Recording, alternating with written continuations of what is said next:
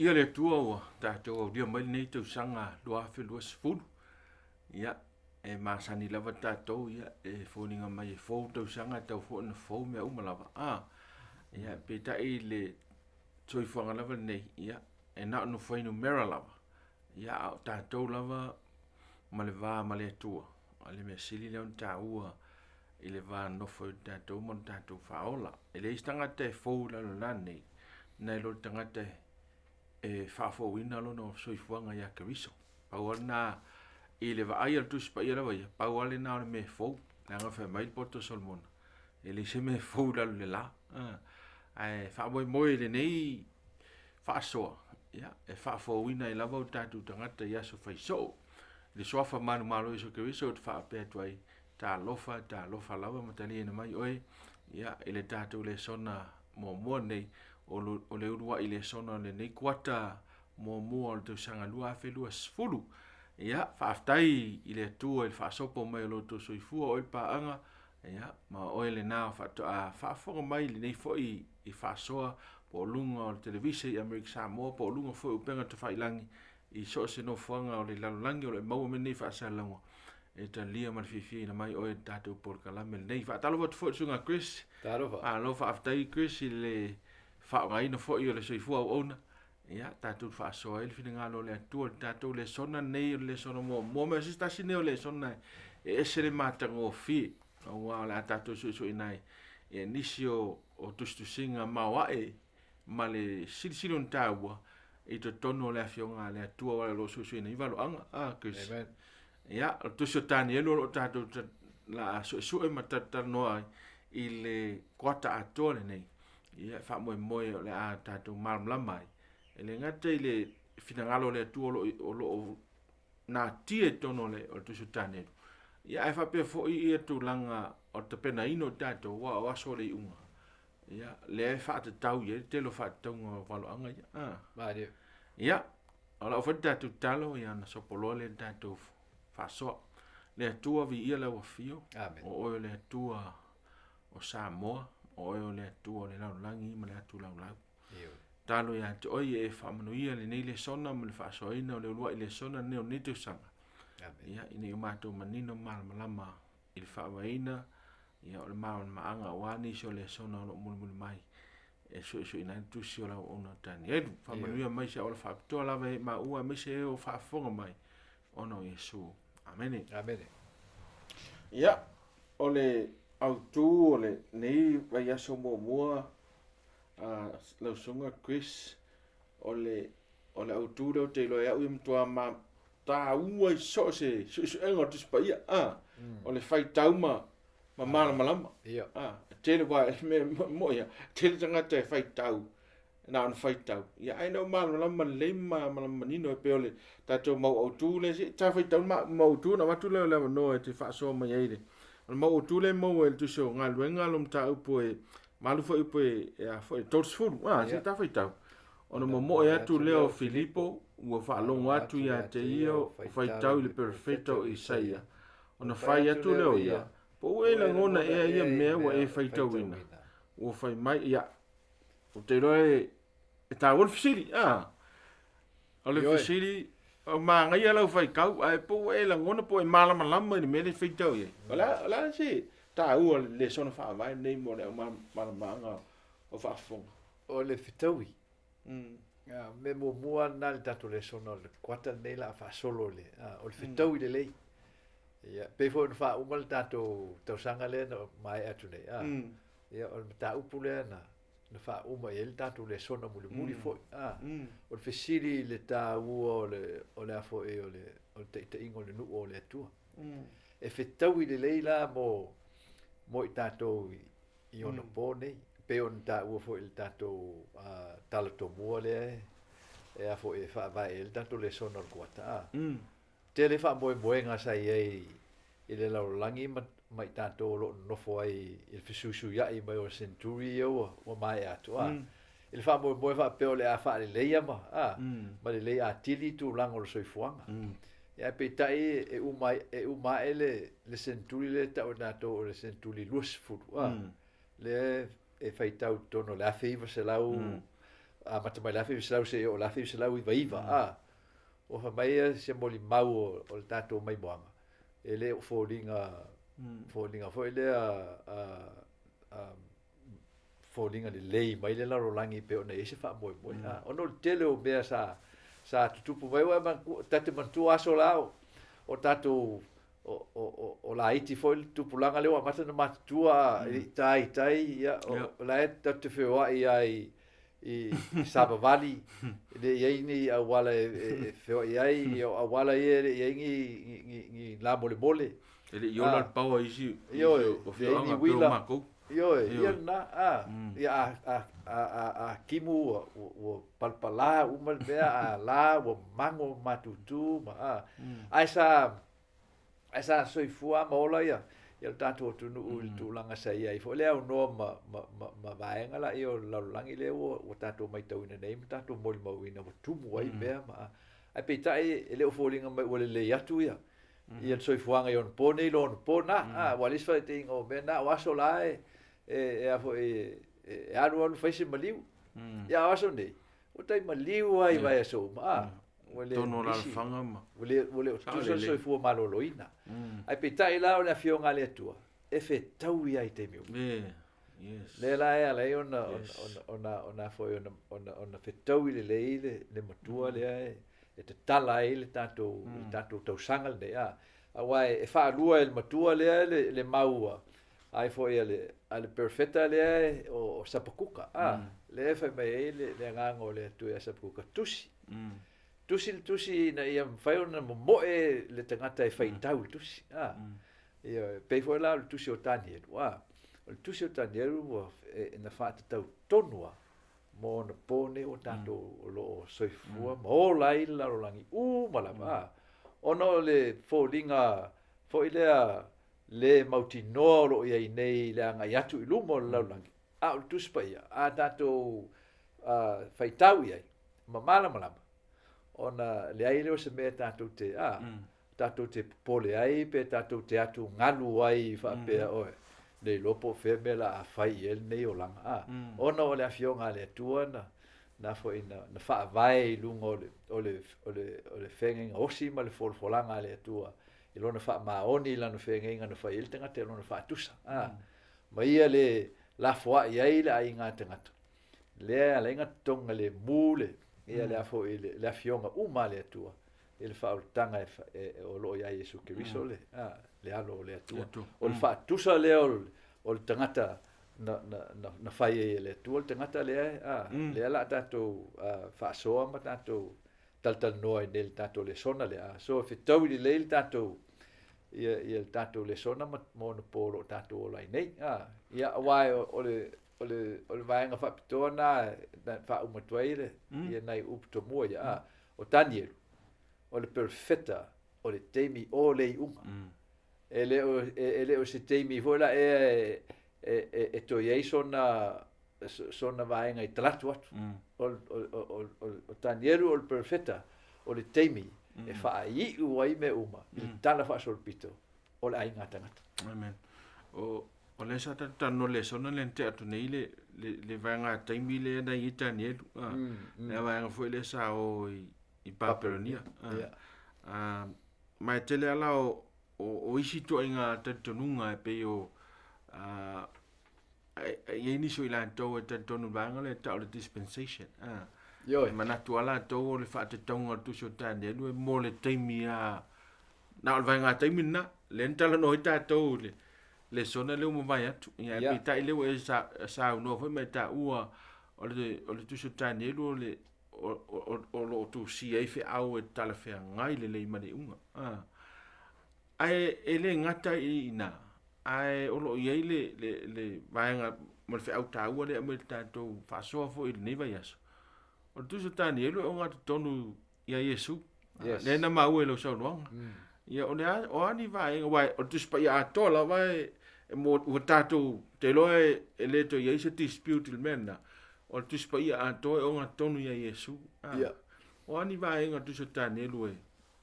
e motua mauti no mati tila e o nga tonu mautu ia Yesu ia ole winga lau tele ma le fetou i o le swaf o si tangala e po le si tangala e a ele ai se vaenga o le tala anga tusi o le tuspaia le tala fa solo pito le ainga tangata mai a tamu se yo ia ke riso se yo ai il temile tanto e ne o le kalsi mo le le tu ele fa singo ile afo ile fuanga o fa o tanga o loo i tonu o Yesu ke riso le ta o tanto o le alo le tu so me o mai Faitau i tanto tu spaia pela o Tanielu o Tanielu o fa tusa o Yesu il tal angolon soifuanga o me ma na i tala o tu spaia o tala o mal tu spaia e fa ata mai e le tua ia tanto le afo le atata mai o le folfolanga o le sau o le mesia so le venga fa tanga to wala o ai foi o Tanielu i papolinia e fa pena le ata o le tu e ke riso o le langi malona maluma ai a wina mai le tua i le si o manga o loto lotoi o le fa pau ma le fo vale i le tua ina ia fa tau nu ai le fina ngalo le tua o le mai o le malamalama o le fa utanga mo la langi so le winga la na o so Faitau le tonga le mule il tusi o Tanielu ia ke riso Yesu a wai le ai se vai ngol le soifuanga o Tanielu ele o fa ata mai ai le fa te inga o le soifua ma le ola o le tua le tintangata ia Yesu ke riso i lona whanau mai lona soifua lona madiu ia malon to e fiwa i le langi o le winga mua ma le tu ta wala o le si mea te fiwa popoto i le sisi e le fo sisi i le whenga tuai na ia valo i le teimi pe o le valo anga fo i la le e valo ia i Tanielu le teimi e fio mai e Yesu ma teimi e whasa tauro ina Yesu ma le teimi e watu e tala leino ese si sau no le vaenga na wai patino i o le mena Yoe, awa o le sinama nga taua le taua le na foi na tanto fa marcia ia tatou ane la su ma la to uma o lo ia nei le nga fie lo wa va nga na o tanto Lesona mata ne o o lo le nga fie lo o le fa tupu le tu le nga nai i nga yo inga ma me tupu si o manga so le mata la langi ma mai tau me o tupu ma nga so longo la langi o tupu i tonu o loto manga o te ngata le fie iloa ma le mautinoa langa o mele wei nei lau langi o matua ngā rue ngā ma pisi lau langi me ese foi lai o mama o i ata tō mai la fio ngā le tua o na lea e leo se fi le mu lea i foi se mautinoa o le mea ngai e il fai ngā malanga ala inga o te ngata o le tūlanga nai ta ua tele le tusi o Tanielu o valo angala ia na valo ia ai le fitu se fulu tau sanga o ato faina mo le nuo Israelu o le ata la o le fina ngalo le tua e fatu langa le lei ia le afo le leo langa va ai o le nuo Israelu malante ita inga o luma nai le sawo le mesia e fa tu langa i le afo le matua patino le lei o Faitau o tau sanga e na ole tua fein fai ia me ele fai sisi va pe mai ia a ko lo al fia kausanga kupul me na ole tua fai a ina na fa nga ele tua ia ilana auauna a be el valo ama a wa finga na nga lo nga le tua le fai i papolni fa ali mai ele tua le ele afo il on fin nga lo il tupu fa pau fa ilo mai il tupu o ia o le pule au o ma lo le la langi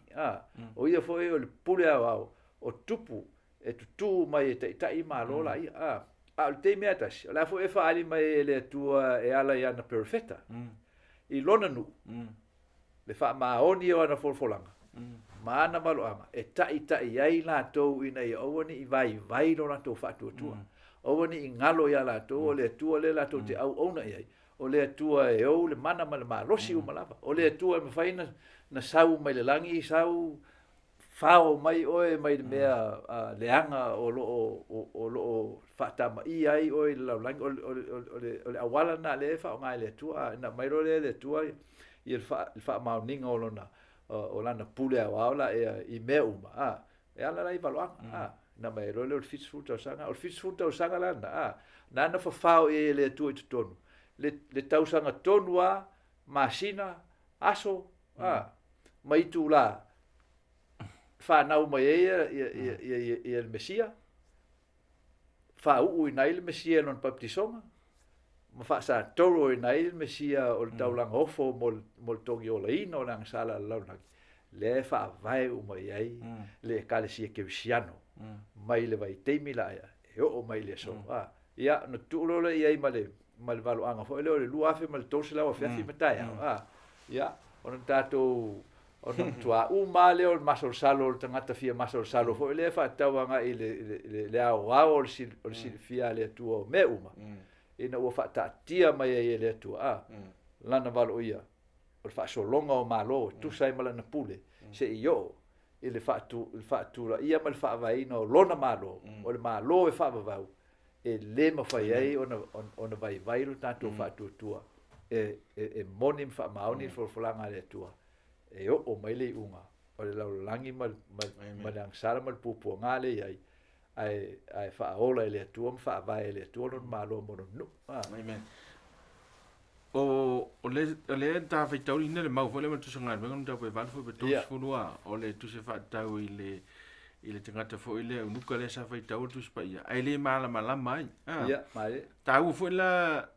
le tato famtala ino ni so vai nga tau wa te lo ini so fa fonga mai o lo fia i lo pe na e sauno o lo fia malamalamama fia i lo a wa le tele o tangata kerusiano e o mo tu so ta dia nu fa linga ya mata loanga nga le fi su e wai pisi fai nga ta vo la le si ta mata mai i le fa senga ina o mea o ta o valoanga o le ale e senga o valoanga ia ta o valoanga o taimi o le unga ia ma valoanga fo ia ta o fa pertani o classical classical prophecies ma me o ta o le apocalyptic prophecy o la le senga mo o ina pe foringa mai ese mai Tanielu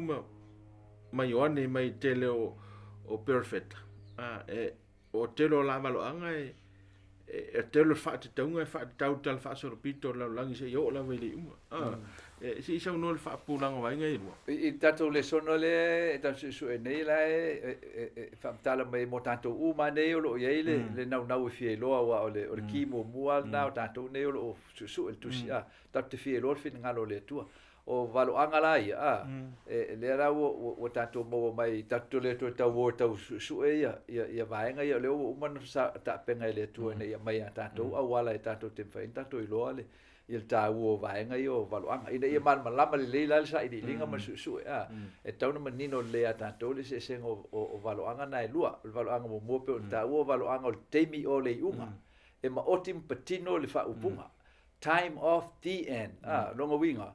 e le ai si me fa singo ai fa talanga le na pa wale me fa sino il fa talanga le o le unga so o valoanga o le unga o lona e senga ma valoanga masani le ta tato classical valoanga masani o lona natura e le fesusu ya e patino ama ma oti e fa sino tonu nga i afo i meo le atupu e fa matala ma oti fo i tu langa o meo le atupu ma le teimi e fa sino iai ona o marole pe tato te tonu iai pe tato te le tonu iai e tau nuu ma tupu e pe ona fetalai ma fai mai ai le atua o feta esa no tu so o Tanielu son fa te yo ole fa te ingo la fo tu langa la eta pe o fa tu ngole o fitus fulu tau sanga Tanielu lu ia mal Tanielu lu Tanielu lu fa so longa e afo e le tu o malo mai fa mai le meeting ave le tu ia ne kanesa o malo le e bua o le olo ia so lua o siliva ia tolu o le afo la pamea ia fa o le omea ia se fu le me kasi le se fa so longa na fo ina na fa pe na le tolu kal te me le tua Amen. ia to favole le tu tono valo angala e le fa tu ungol fitus futa usanga e nga ka o fikus fuka usanga fa ka wa ko e isara elu le fa solongo ka usanga right on time ide ia ma se so valo angala e ta o valo anga o teimi o le uma no winga e vai nga teimi uma to fa ina le tua o lo te milna ia ele feito sol valo anga fa pitola le ta no tanto ata ne o temi o le uma le tanto ye nei e pa wa le o temi e fa singo ia il fa talanga la e le sistemi mai le amatanga o le fa va e fa singo te pa wa le o temi o tala fa solo pito ato le ngata lo langi al malo o la tu lo le tu e fa singo e temi o le uma na pa wa le o me o la e tono le o tu spaia e fai no nei uma e tu sai mal fina ngalo le tua o fa umteino le sala so o mai le unga so e motino e tanto fa so longo me malo o melo no lua e se ai le valo anga o temio le unga ma valo anga masani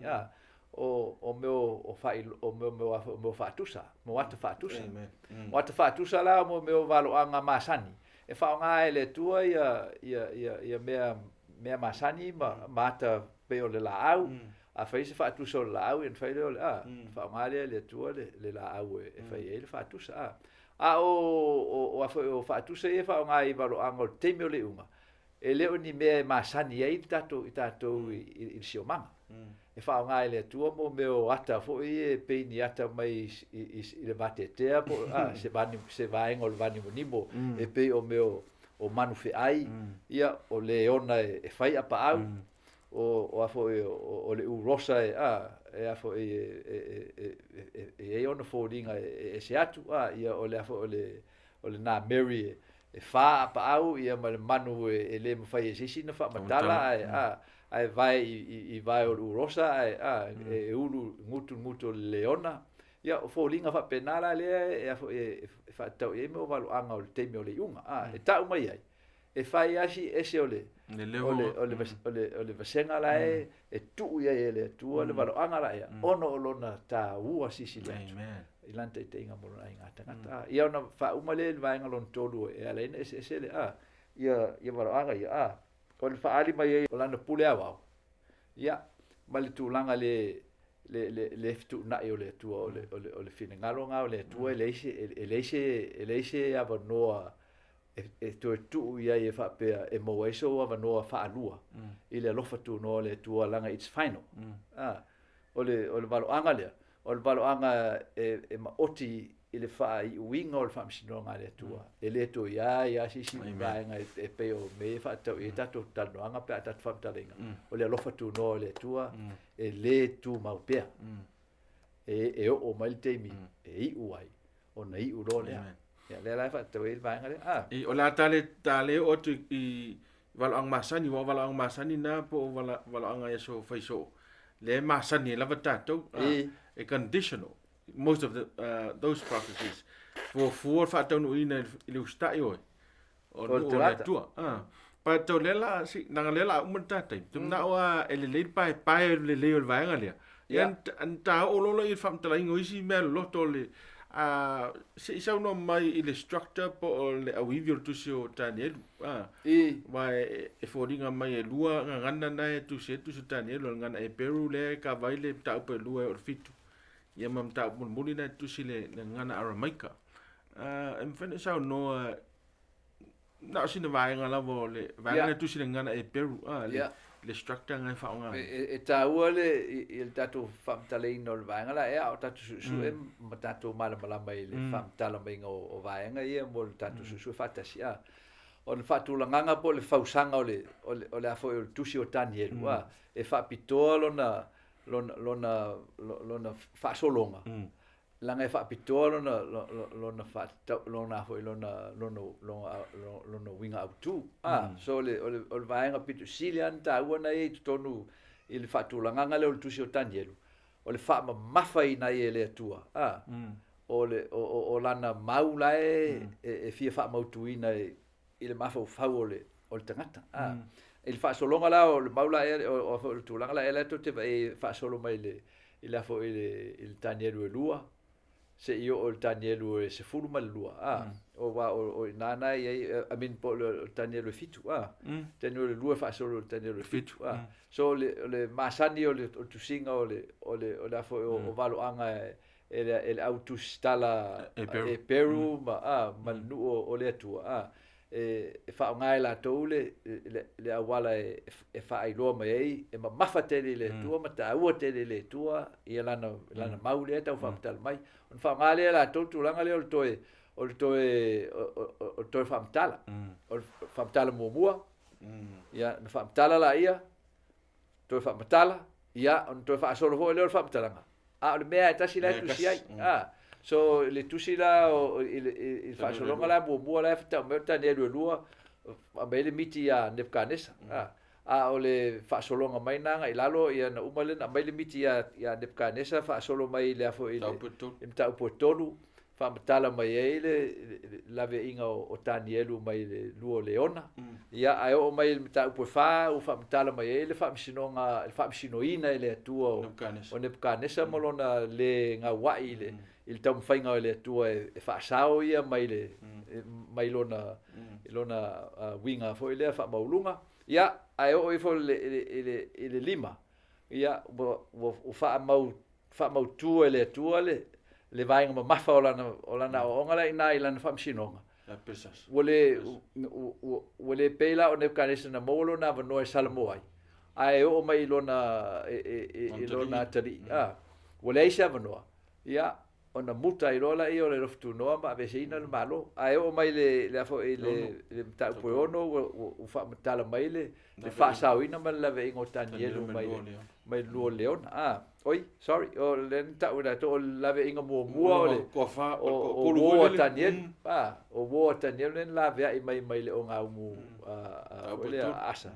ia ta upo e ono o le la ve ngo o Tanielu mai le luo leona ia ai fa uma le ta upo e fitu na eta mai le miti fa dinga ave a Tanielu e fa tau le malo le Atua so o fa solonga na e fa uma ina ia mo e tato ia no mai lo le fa solonga na ia on fa solo mai lo le mai o miti fa alinga e fa matala mai le Atua ia lana maua le na so e fa tas ai fa matala ele Atua le fa solonga o malo Tanielu lua a mai le miti o tupua fa solo mai le uru oro se tau lalo i vai ia ai fa i le ma o le malo le Atua e fo e fa tuina pa uma le tupua ia a mai le fo il Tanielu fitu fa matala mai manu ss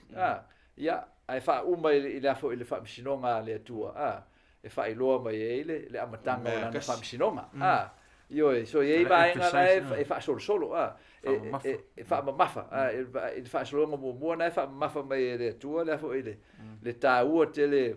o le suia o le fa solo o lana fionga lua fa tala mai le Atua le meatas e fa popolo e lan fa msinonga ia tolu il tau po valu maliva to fa tala mai fo ile fa solo ngale o la fo o malo mai a papelnia se io mai il teme o le uma ai fa o ele le vainga fa o popo o le fa mai ina o le malu o le Atua le langi ia ai fa uma le fa solo fa ta po sfudo suma lo Tanielu to fa solo mai fo il fa solo ngo malo ai tas papelnia me time persia ma ia ai fa uma il ta po suma lo il tu la io Michaele po le uma na fa msinonga wa tu loia ia dato li fa o le lunga e tu sai ma o valo anga wo i u fa msinonga le Atua o te puni le roftu no le Atua o le afio mai le Atua e fa mai ro na malo pe o na fofo ina sol vai nga ta wala le to i le afo ile vai nga le fa u mai le il fa talanga o vai nga le mo tato nei e ta u te le tato mantua te u ma tato Faitau e meia o le temi mo oti le tonu ta o le temi o le unga e amata me le temi o le perfetto Tanielu se tau le temi o le unga le tato ia vai nga mana o tusi o Tanielu ese le tau ma o lo fa tau ina nei tele o mela ina ia faina o ngal tato Faitau e Faitau ia ia fo ia tusi le o fo o Tanielu lo tato ia lo tato ia fa uma toile tau fa fa ponga o ta fa soile ma na ia le vai ngale o le son te loi pupu anta te mi krisa e whaaftei o le ua o le meta ua lea ia paepae ia faavae a wa ao le mautu ta faavae i mea maoti o le fausanga o tusi o Tanielu ia o nisi o malamalamaaga le ta ua ton tatu do ia fai ngo fia fota le so le mun mai i se se meta saro pe to so titi alta te bile no vai ngata ua na pa i titi ia le mostava no fai o le ese senga o afo o le fuanga o le fua fa tau le tu o taimi le fa ngai tono valoanga a le la e ma o nga e fa fe ngai ma le ala so le o vai ngai tonu le ta o ta to le fua la le fua e ta to ne su e valoanga e tu sai ma le fua le tu e fua tanto le ngaso longo tan fa sol pito longo winga e o fa tasi valoanga ma le fa tonu o le actual po le fa tonu o le ngai o inga moni lava o la tupu le tan fa sol pito le ainga tangata pe o maro pa per nia sa e me tai per sia sa ia o ngala ia e tam fai e tongi e sei na to mai le awala sa le fa ingo tanto o ngai fa tau ngai o valoanga nei fa mai le o valoanga ngai o uma leva na uma ele o toia o nga valoanga na ia tanto le so o tau no uma valoanga na ia o lesi fa liunga lai fa o ngai tanto e fuel temi o fa mai le ai o valoanga nei ele tau nu o lai luma tuai o bel mele nei to tele le lo fa te tali to fa vai ngol malo Israel wa tele uma te ngatele e te tungona fa mai to titi to fa tur malo o Israel ai uman fa tur malo Israel no fa sa o ele o ante kriso ai tu sai ma tala fa sol pitole o le laulangi mal tu spaia o leva na fo in fa solo mai ai o ngasi valoanga mal fa solongo fa tununga ia o vaenga la na e tolu o le ia malesi fale ma fo faule ia o valoanga la to ia o mo me o nga fa lianga ai le inyo na fa tunga fa to tino il tala fa sol pito mal ngaso longo so fuanga ile inyo no winga fa tau vaenga la so just to mention that la ngoli singa vaenga e unique ai pe tu ese ai le fa matalaina e tatou o le valoanga ta lo tatou nei ta o keusiano protestano e fa vai lo tatou fa tutua i lunga o le afionga le atua na au mai e le atua le malamalama le fa mail tatou au tu faitau e sau mail fai e amata mail faitau ai umaifu malamalama so tatou mala keusiano pete keusiano sfitu pe metisi pe la mosapo le al keusiano naite ai naite tono le senga la ia Faitau me malamalama ia pa ma na ia tele le unga na o tatou faitau i le fionga le tua ia tatou malamalama ai le o lo faitau wa e a tine le malamalama ia mari on ma fuanga na le na awina mai Yesu la nga pa ia ia le ngata e faali i tatou la sala ai faali i tatou moni malama mari e o fie mane fa tu sel tatu fa soa wale sina va ngata e fa tu sel te vai le te mo o mata tu te ma ainga le ma ta o le fionga le tu na mo mai ona langa tu fa ta se le tu loto e to tele amen ai le to tas e lo sta tu nunga fo estanga te to tas io po se kalesia le o le fionga le tu ai ta se ale nganga na lue inga loto uma nei so e consistent e o ngatas ele sala lau solo ele ta ape ai tu sale amen ya la fiole fa va ina na tatou le sona o le kwata nei o le unwa ile sona lava ia le nei tau fai e oto mai nei vaenga ia ina ia manino el tatou fa soa isi tatou le sona o lo mon mai e mon te minei ia su e lo tu spa ia la nga ia tu tatou su nga ile tu so Tanielu nom ta Maimoa ia man ta po lua Faitau ta puna fai ngo fie yo nei malamalamaaga fo ia ma fesoasoani atu o tatou su nga o le mon mai e mon te nei fa soi fo ina ma fa mniina le malu tatou afia ia ma ina to umolo fa fonga mai mo mai ile lofa malanga le o le Atua ia to mo file mu manu ia fa pena fo ia ma ua tatou talo le Atua fa aftai le ne no sa e mai ma te talo ma le ngā wha maulalo wha mole ia e fesoasoani ia i mātou umalava wha atasi ma lau wha fonga. Amen. Ina i mātou maualo wa ngā pa ia le atua i se awala wha aptoa. Ia tumu i mātou umalava i lo wa ngā pa ia. E le ngata e mwhaiono mātou wola usta i lau fio. A ia mātou malamalama i teimi wa mātou ia i o teimi o le iunga. Moni. Ai sili o mātou malamalama mo usta i upu o mai e o ona perfecta. E lima te ina i le atua i mātou i teimi whaintau mātou ia i whaaftai tele le atua i o fionga. Whaaftai mo malo anga e te ita i eila e kalesia mo tangata i teimi o le iunga. Ia tu mau atu ia tu ole vi inga e whaavau lava. Amen.